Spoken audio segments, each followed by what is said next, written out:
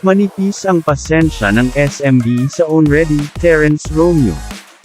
Habang tinatalo ng San Miguel ang Terra Firma kagabi sa PhilSports Arena, 131 hanggang 103, may kakaibang nangyari sa gilid. Si Terence Romeo, na 8 buwan nang hindi nakakapaglaro para sa Beermen ngunit kamakailan ay naibalik sa aktibong tungkulin, ay tumanggi na pumasok sa korte nang tawagin ang kanyang numero. Ayon kay Assistant Coach George Gallant, pinch hitting para kay Head Coach Leo Austria na nananatili sa ilalim ng health and safety protocols ng liga. Ayaw maglaro ni Terence. Nakibagay si Terence Romeo, ngunit tumanggi na maglaro habang tinatalo ng San Miguel ang Terra Firma. Pero hindi nangyari. Ito na ang huling balita tungkol sa kanya.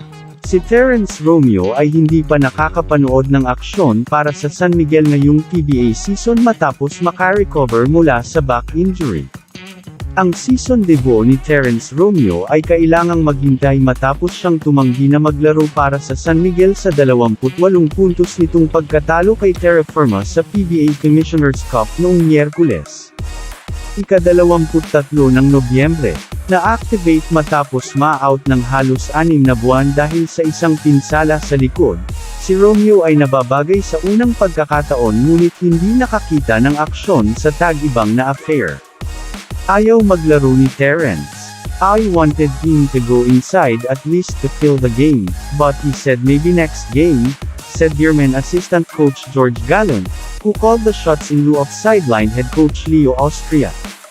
Hindi nakuha ni Austria ang kanyang ikalawang sunod na laro dahil sa mga protocol sa kalusugan at kaligtasan.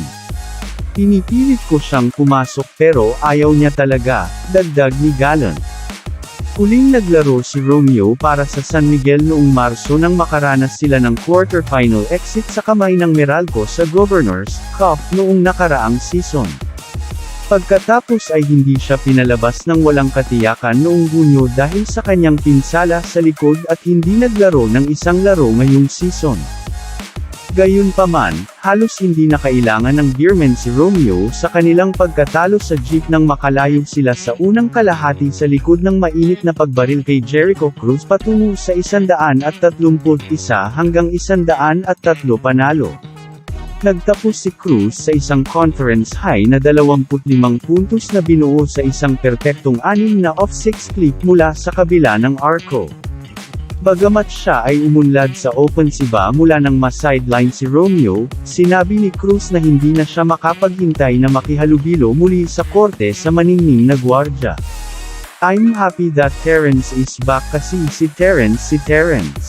Malaking asset siya sa team namin. Just looking forward to playing with him again," said Cruz in a mix of Filipino and English. Inaasahang makalaro sa wakas si Romeo sa laban ng San Miguel sa TNT sa Sabado ika-26 ng Nobyembre, sa PhilSports Arena.